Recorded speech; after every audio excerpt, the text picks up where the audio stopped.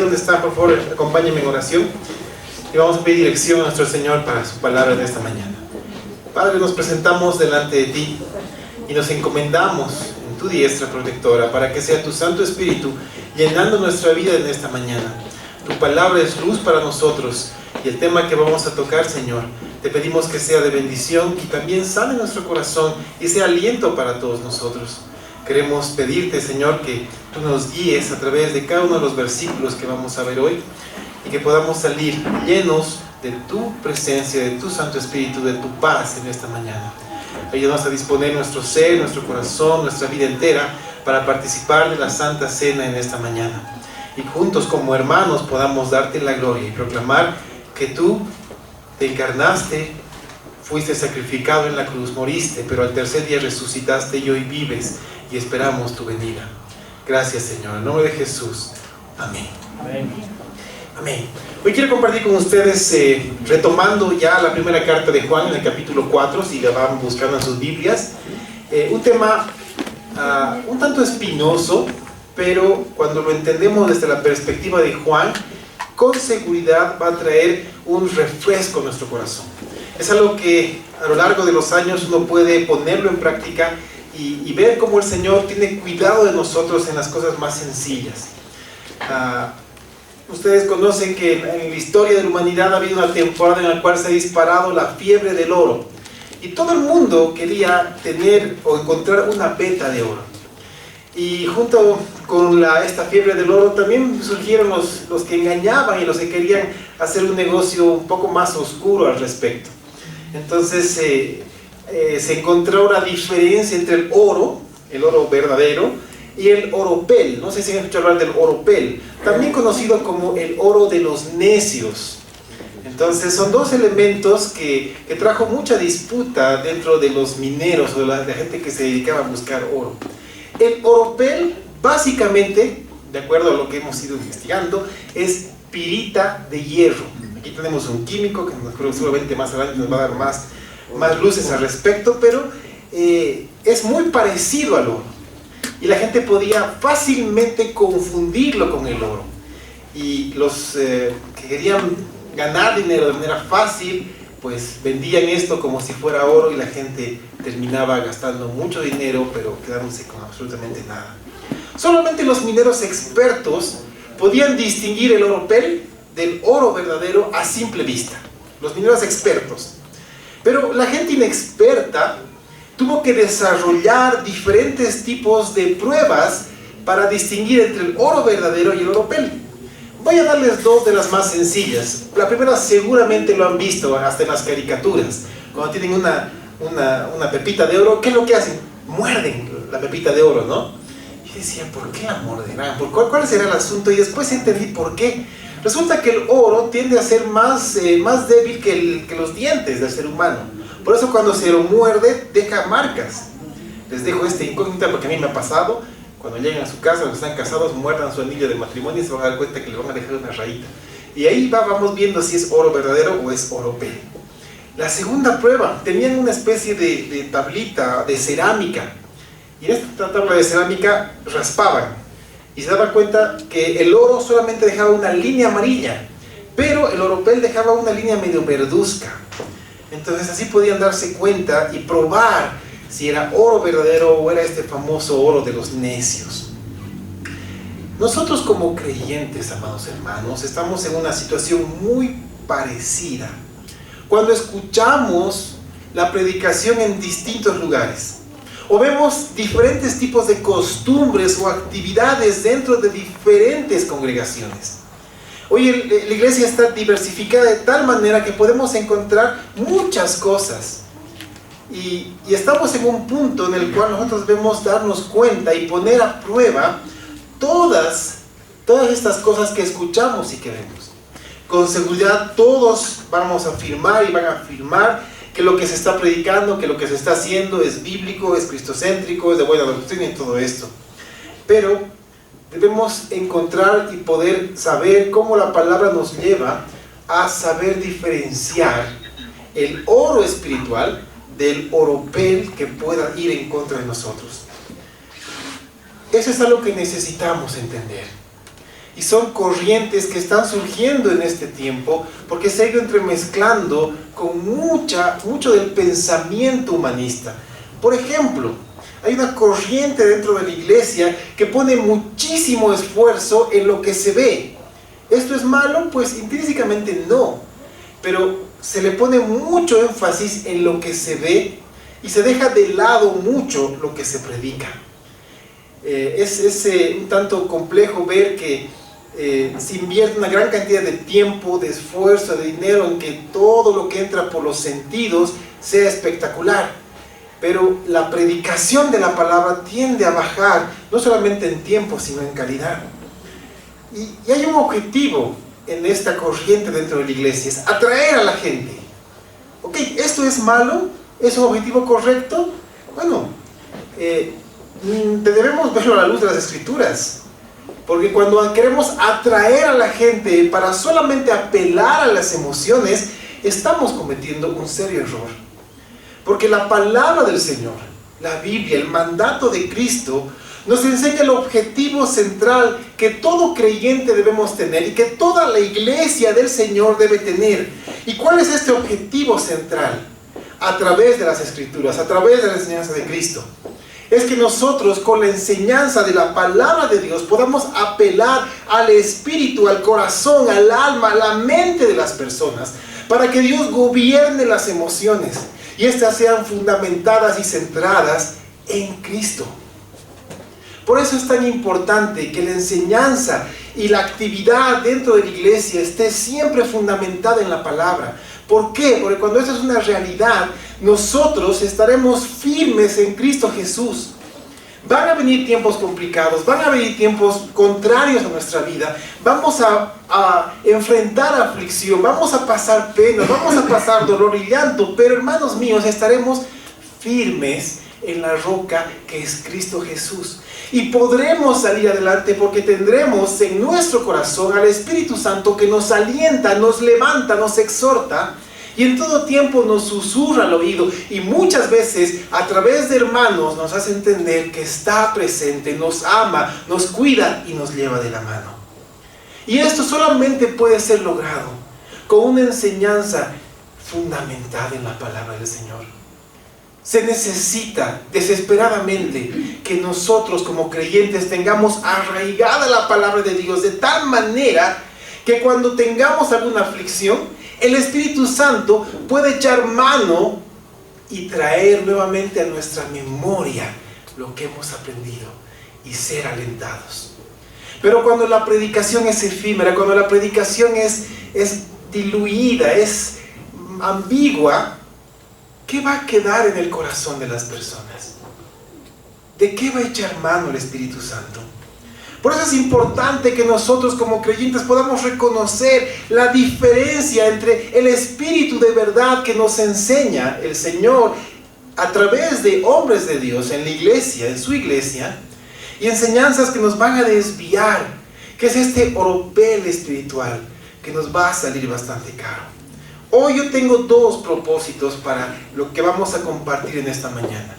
La primera es que podamos encontrar juntos y entender perfectamente la manera en la cual podemos distinguir la falsa enseñanza de la enseñanza correcta. La enseñanza que nos va a alejar del fundamento que es Cristo, de la enseñanza que nos va a edificar y nos va a fortalecer para enfrentar cualquier situación en la vida. Y la segunda, que podamos abandonar, podamos dejar la falsa enseñanza que se ha introducido en nuestro corazón. Porque quiero decirles esto, ninguno de nosotros, sin excepción alguna, estamos libres de abrazar alguna enseñanza que suena muy bien, pero que no está en la palabra. Todos, sin excepción, hemos pasado por esto, pasaremos por esto y estamos pasando por esto. Así que no piensen que es que estamos en una línea de acá los que sabemos y a los que no sabemos. No, hermanos, todos nosotros, sin excepción, necesitamos constantemente verificar lo que creemos, verificar lo que pensamos, verificar lo que hacemos a la luz de las Escrituras. Y eso nos va a llevar a poder dejar enseñanzas que nos alejan de las Escrituras, enseñanzas que nos llevan fuera del camino del Señor. Así que vamos a centrarnos en estos dos puntos, ¿de acuerdo? Y leamos la primera carta de Juan, capítulo 4, versículos 1 al 6. Y con estos 6 versículos, el apóstol Juan cierra la enseñanza acerca de todo lo que son los falsos maestros, el tema del anticristo y todo esto. Y lo cierra de una manera muy impresionante, porque nos da las claves de cómo poder entender y discernir la enseñanza del Señor. Muy bien. Primera carta de Juan, capítulo 4, versículos 1 al 6. Dice la palabra del Señor: Amados, no creáis a todo espíritu, sino probad los espíritus si son de Dios, porque muchos falsos profetas han salido por el mundo. En esto conoced el Espíritu de Dios. Todo espíritu que confiesa que Jesucristo ha venido en carne es de Dios. Y todo espíritu que no confiese que Jesucristo ha venido en carne no es de Dios. Y este es el espíritu del anticristo, el cual vosotros habéis oído que viene y que ahora ya está en el mundo. Hijitos, vosotros sois de Dios y los habéis vencido, porque mayor es el que está en vosotros que el que está en el mundo. Ellos son del mundo, por eso hablan del mundo, y el mundo los oye. Nosotros somos de Dios. El que conoce a Dios nos oye, el que no es de Dios no nos oye. En esto conocemos el espíritu de verdad y el espíritu de error. Muy bien. 3 puntos importantes. Vamos a ver el primero. La advertencia que el apóstol Juan nos hace a través del versículo 1 de lo que hemos leído. Juan quiere que nos demos cuenta, que entendamos perfectamente que hay 2 esferas espirituales completamente contrarias. La esfera del Espíritu de Dios, del Espíritu Santo, y la esfera del espíritu del anticristo. Ahora, ¿qué nos manda Juan? Nos manda que probemos los espíritus, que probemos para saber de dónde vienen. Entonces no es malo que entendamos que es un mandato del Señor probar las cosas a la luz de las Escrituras. Y muchas veces creemos y pensamos que el espíritu del anticristo es aquel que predica abiertamente en contra de Jesús, que Jesús no es Dios, que el Espíritu Santo es una fuerza y cosas así. Pero en realidad la enseñanza es más sutil. Hoy en día Satanás ha logrado introducir la mentira en medio de la verdad, y esto va diluyendo y va en contra de las Escrituras. Hoy en día se está enseñando mucha verdad mezclada con mentira, y esto es muy dañino y es sutil, y necesitamos conocer las Escrituras para estar libres de esta abominación y también de esto que va en contra de nuestra vida. El objetivo principal para esta enseñanza, para este espíritu del anticristo, son personas que no están muy bien cimentadas o fundamentadas en las enseñanzas bíblicas. Entonces, fácilmente la gente que Juan mismo hace un par de capítulos atrás nos decía que son niños espirituales, son aquellos que literalmente pueden creer todo lo que leen, lo que obtienen de librerías cristianas, todo lo que escuchan en la televisión de canales cristianos, todo lo que escuchan en la radio, todo lo que ven en el internet de gente que dice ser creyente. Entonces, cuando caemos en esto, fácilmente podemos ser llevados por otro viento de doctrina que no es el del Señor. Más aún en tiempo de pandemia, si bien fue una gran bendición y un tremendo avance para la iglesia del Señor, el hecho de que las iglesias se abrieran a las redes sociales, al internet, a YouTube y a todas las cosas, para que muchos pudieran escuchar la palabra de Dios, también fue utilizado por el enemigo para ir sembrando la mentira y el error en todo esto. Así que necesitamos estar prevenidos. Debemos tener presente lo que el apóstol Pablo recomendaba a los corintios en su segunda carta. Segunda carta a los Corintios, capítulo 11, versículos 13 al 15 nos dice: porque estos son falsos apóstoles, obreros fraudulentos que se disfrazan como apóstoles de Cristo. Y no es maravilla, porque el mismo Satanás se disfraza como ángel de luz. Así que no es extraño si también sus ministros se disfrazan como ministros de justicia, cuyo fin será conforme a sus obras. Ahora, necesitamos estar atentos. La idea de Juan no es que tengamos miedo, para nada. La idea de Juan es que nos sintamos fortalecidos y seguros en Cristo y su palabra. Cuando estamos centrados en esto y tenemos el equilibrio que Dios tiene para nuestra vida, estaremos firmes. Y ningún viento de doctrina que sea ajena a la palabra nos hará tambalear.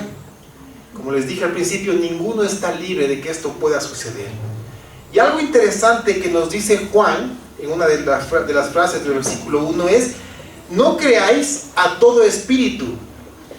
Si nosotros tomamos esta porción de las Escrituras y la traducimos literalmente del idioma original, Juan nos dice: dejen de creer. Y es un mandato: dejen de creer a todo espíritu. Así que, mis hermanos, si hemos caído en el error, Juan nos está exhortando a que dejemos de creer estas falsas enseñanzas y pidamos al Espíritu Santo que renueve nuestra mente. Es un ejercicio que necesitamos poner a prueba. Cuando nacemos de nuevo, somos susceptibles a todo esto. Y es mucho más fácil que cuando nacemos de nuevo y estamos en los primeros pasos, podamos absorber enseñanzas que no son las cristocéntricas. Cuando vamos avanzando en el estudio de la palabra, cuando vamos avanzando en el conocimiento de Cristo Jesús, vamos limpiando nuestra mente de todo esto. Y necesitamos hacerlo todos los días. Cuando abrimos la palabra del Señor, debemos pedirle y decirle: habla, que tu siervo escucha. Y dejar que Él nos hable directamente al corazón, que limpie nuestra mente, que sane nuestro corazón. Entonces Juan nos está mandando a probar los espíritus. Y esta palabra es muy interesante. Por eso también escogí el ejemplo que les daba al principio, del oro y el oropel. Porque la palabra probar que Juan utiliza es una palabra muy particular en su idioma original. Porque es una palabra que se utiliza, justamente, era utilizada por químicos en ese tiempo, para referirse a pruebas, pero a pruebas de calidad y de valor en metales preciosos. Esa palabra denota eso. Una prueba específica para gente que probaba el valor de elementos de metales preciosos. Entonces el Señor nos está pidiendo a través de Juan que entendamos esto, que probemos si lo que estamos escuchando es oro que proviene del Señor, o es ese oro de los necios u oropel que nos quieren vender de manera barata. ¿Cómo probamos esto? Veamos el siguiente punto, la prueba. ¿Cómo realizamos esta prueba para discernir de dónde está viniendo la enseñanza que estamos escuchando? Les voy a leer nuevamente el versículo 2 y 3 de la primera carta de Juan, capítulo 4. Escuchen bien, dice: en esto conoced el Espíritu de Dios. Todo espíritu que confiesa que Jesús ha venido en carne es de Dios. Ese es el punto central. Porque para nosotros la única manera confiable y real de probar cualquier enseñanza es compararla, contrastarla, llevarla siempre a la palabra revelada por Dios. Pero cuando hagamos esto, debemos comprender tres cosas fundamentales. Primero, que la palabra de Dios es infalible, que no falla, que no tiene error. Pablo le dijo a Timoteo, segunda carta a Timoteo 3, 16 y 17: toda la escritura es inspirada por Dios y útil para enseñar, para redarguir, para corregir, para instruir en justicia, a fin de que el hombre de Dios sea perfecto, enteramente preparado para toda buena obra. Lo segundo que debemos entender cuando vayamos a la palabra para comparar lo que estamos aprendiendo, lo que estamos escuchando, es que la palabra de Dios, la Biblia, es la verdad absoluta y definitiva entregada por el Señor. Jesús lo dijo en Juan 17, 17, cuando estaba orando y dijo: santifícalos en tu verdad. Y Él definió qué es la verdad, porque en ese mismo versículo dice: tu palabra es verdad. Jesús definió esto de manera clara, concreta, sencilla. Lo tercero que debemos entender cuando vayamos a las Escrituras para probar lo que estamos escuchando es que la palabra de Dios es la espada del Espíritu entregada a los creyentes para defendernos del error. Leemos en Hebreos capítulo 4, versículo 12. Dice, porque la palabra de Dios es viva y eficaz y más cortante que toda espada de dos filos, y penetra hasta partir el alma y el espíritu, las coyunturas y los tuétanos, y discierne los pensamientos y las intenciones del corazón. Así que, hermanos míos, la palabra y solamente la palabra es lo que nos va a llevar a discernir las cosas. Amén. Debemos tener claro, en primer lugar, ¿qué quiere decir esto del espíritu del anticristo? Porque a veces podemos terminar de ser demasiado extremistas.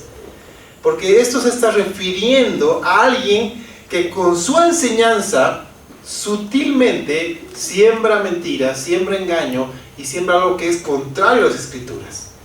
En este caso, Juan no se está refiriendo a aquel que en el tiempo de la gran tribulación vendrá a usurpar lo que el Señor tiene, lo que Cristo tiene, el anticristo como tal. Está hablando del espíritu del anticristo, es decir, la enseñanza que él envía a través de Satanás y de sus huestes para que hasta los escogidos sean engañados. Pero Juan nos da la manera de reconocer cuando un maestro de la palabra está enseñando conforme a las Escrituras o alguien está engañando con este espíritu del anticristo. Juan nos dice, todo espíritu que confiesa que Jesucristo ha venido en carne es de Dios. Y todo espíritu que no confiesa que Jesucristo ha venido en carne no es de Dios. Ahora, hermanos, esta afirmación es el punto clave. Pero ¿saben? Es mucho más profunda de lo que podemos leer a primera vista. Cuando leemos y releemos y pensamos y meditamos en lo que Juan dice, esta afirmación es tremendamente profunda. Porque está hablando de la venida de Cristo, pero no solamente está hablando del tiempo de su encarnación, de cerca de 33 años, porque la venida de Cristo incluye indisolublemente la preexistencia de Cristo antes de encarnarse. Incluye su encarnación como tal, cuando se revistió como hombre. Incluye su obra en la cruz. Incluye su muerte, la resurrección, la ascensión de Cristo a los cielos. Pero por sobre todo esto, incluye su señorío sobre toda la creación.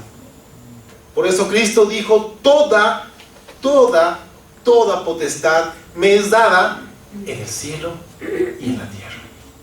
Eso quiere decir que toda la creación y el cielo fue sujeto a Cristo.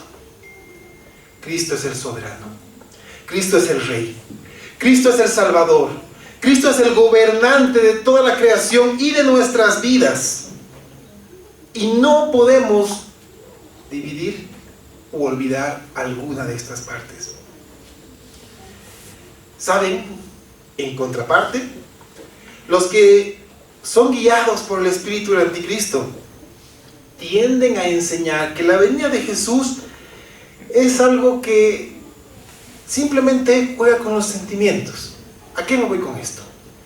Es para que tú seas exitoso, para que tú triunfes, para que tú tengas un carisma muy grande, para que seas tremendamente exitoso y todo eso. Y todo esto simplemente juega con las emociones. Pero sabes, la palabra del Señor va hasta lo más profundo y corta nuestro espíritu, nuestra alma, nuestra mente, nuestro corazón, y separa toda la enseñanza, todo lo que no proviene del Señor, y siembra lo que el Señor tiene para nuestra vida. La palabra, hermanos míos, es lo que nos alienta, lo que nos da fuerza, lo que nos ayuda a seguir adelante, cualquiera sea la circunstancia que estamos atravesando. Yo puedo decir que, a manera de resumen, la venida de Cristo y la ejecución de su obra en la cruz da como resultado que nosotros seamos aceptos delante del Padre. Solamente a través de la obra de Cristo podemos ser aceptos delante de la vida, delante de los ojos del Padre, cuando aceptamos la obra de Cristo. El pecado ha arrebatado esto, pero Cristo nos ha devuelto con su obra y podemos nuevamente ser aceptos delante del Padre. Puedo simplificar la prueba que Juan nos da de manera sencilla. Primero, la prueba de la enseñanza. Hagamos una pregunta sencilla. La persona que nos está enseñando, ¿confiesa la persona que nos está enseñando a Jesucristo como Señor y soberano ante toda la creación? Es decir, lo que estamos escuchando, lo que estamos viendo, muestra claramente que Jesucristo es el soberano sobre todas las cosas, o más bien tiende a sujetar a Jesús a nuestros deseos. Porque esto puede pasar. Si la enseñanza es que Jesús está aquí para cumplir todos tus deseos, eso no proviene del Señor.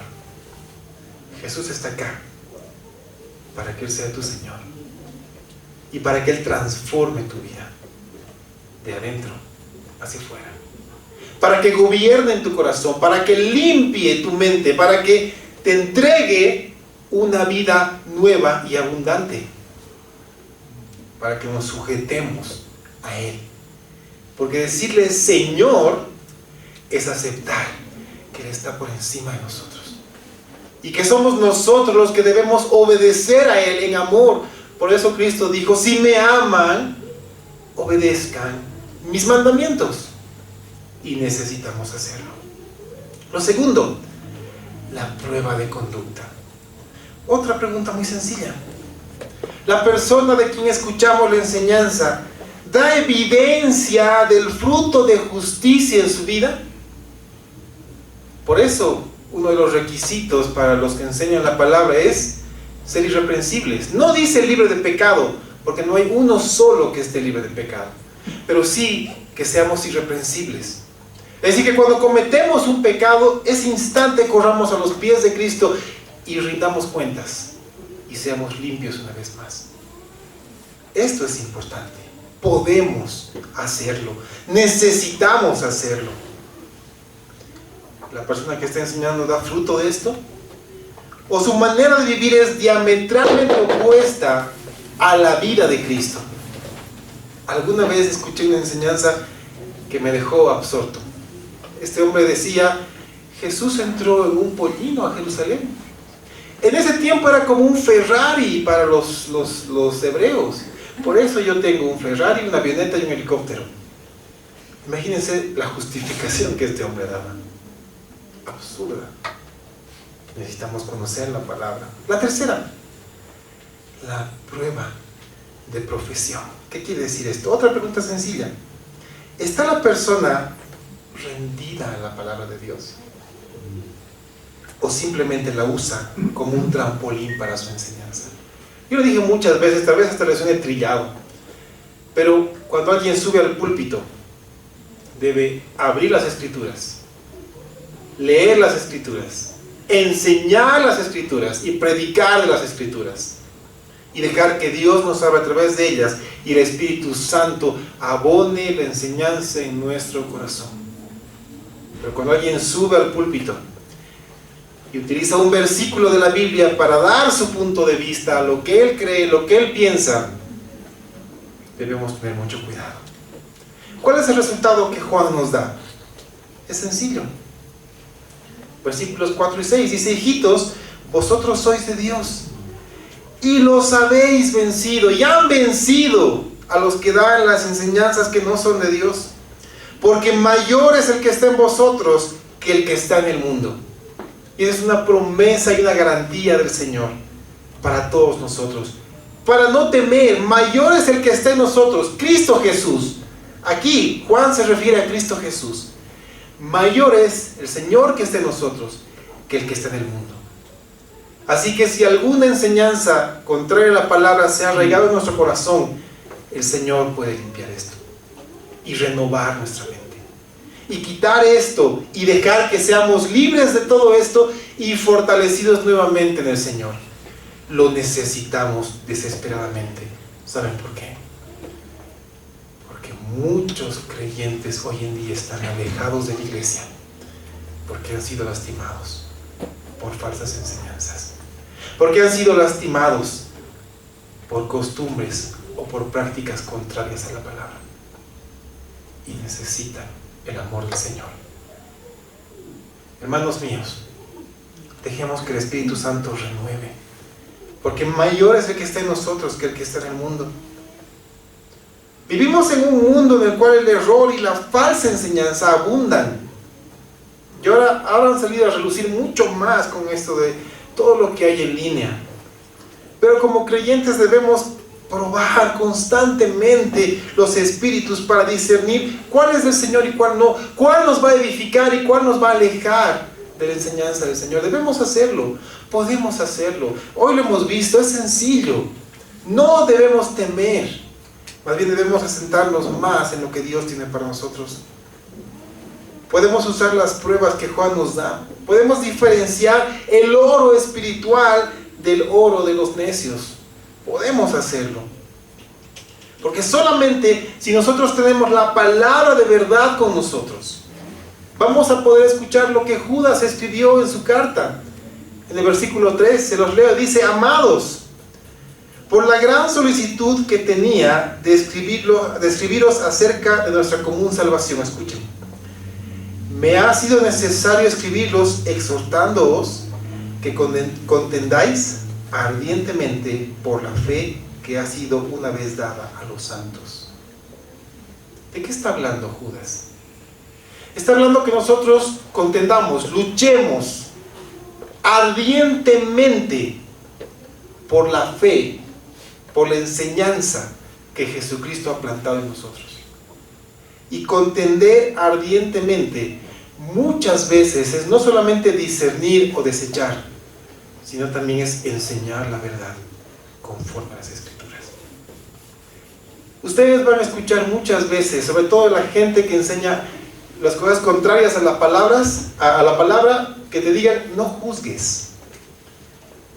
Esta es una verdad a medias, pues la palabra Jesús en los evangelios nos enseña a que el juicio a la persona es algo exclusivo de Dios.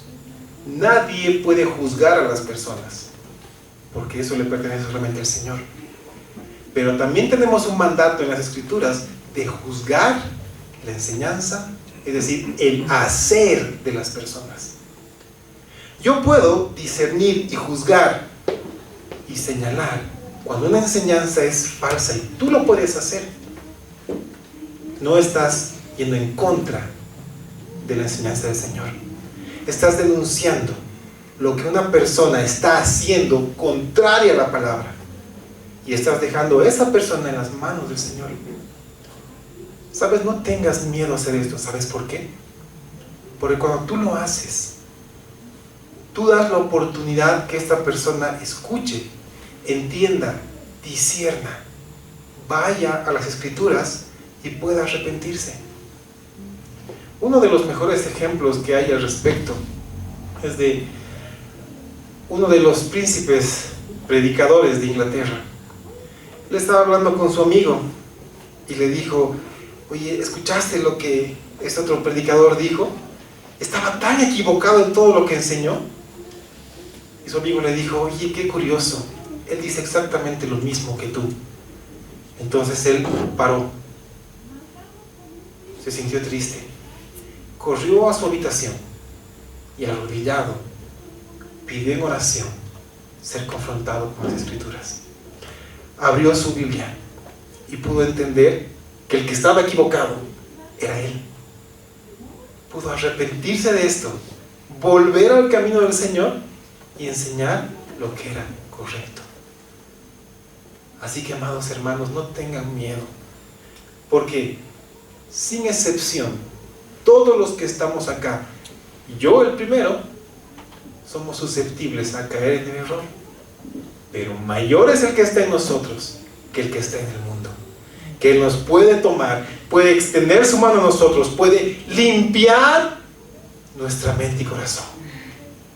Así que, al igual que los que terminan comprando pirita, oropel, terminan engañados y perdiendo una gran cantidad de dinero,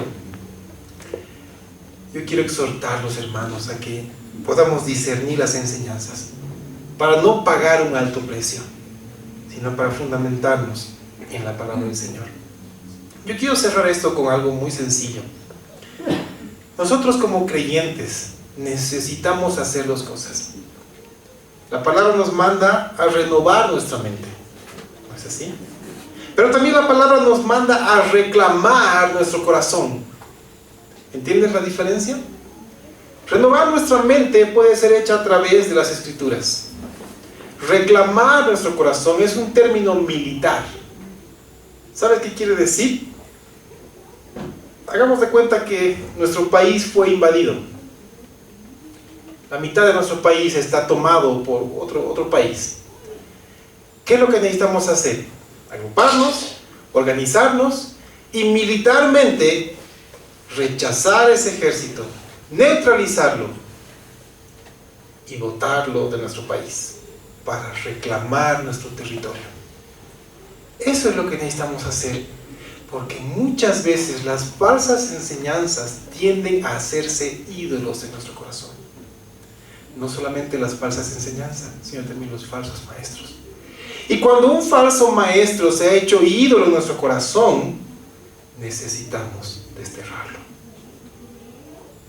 Así que el único que debe reinar en nuestra vida y corazón es Cristo Jesús. La única enseñanza que debe gobernar nuestra vida es la que viene a través de las Escrituras.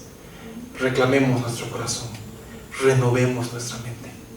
Y yo te garantizo que serás fortalecido constantemente por el Espíritu Santo, por su palabra, por Cristo Jesús. Y podrás escuchar claramente a través de tu lectura diaria y tu oración a Cristo alentándote, poniendo su diestra en tu hombro y diciéndote: yo estoy contigo, no temas. Cuando pases un valle de sombra de muerte, yo estaré contigo hasta el fin del mundo. Estás en mi diestra, y todo aquel que esté en la diestra del Padre, no hay nada ni nadie que lo pueda arrebatar. Así que siéntete seguro, siéntete animado, siéntete feliz, porque el Señor cuida de ti y cuida hasta el mínimo detalle, porque Él quiere que tú puedas discernir las enseñanzas que te alejan de Él y dejarlas, y discernir las enseñanzas que son de Él y te alientan y te acercan más a Él. Amén. Oremos. Señor Jesús, estamos agradecidos contigo, porque en verdad tú, con tu palabra nos llenas. Tú buscas asentarnos en la roca firme que eres tú mismo. Tú buscas alentarnos con tu palabra. Tú buscas que crezcamos espiritualmente a tal punto que no haya nada ni nadie que pueda hacernos tambalear de entender que tenemos el privilegio de ser llamados hijos tuyos. Yo te ruego, Padre, porque tú fortalezcas todos los corazones que hoy aquí están presentes, y que tú puedas, a través de tu Espíritu Santo, confortarnos, alentarnos y mostrarnos que estás ahí y jamás te fuiste, jamás nos dejaste, y que tu cuidado está presente.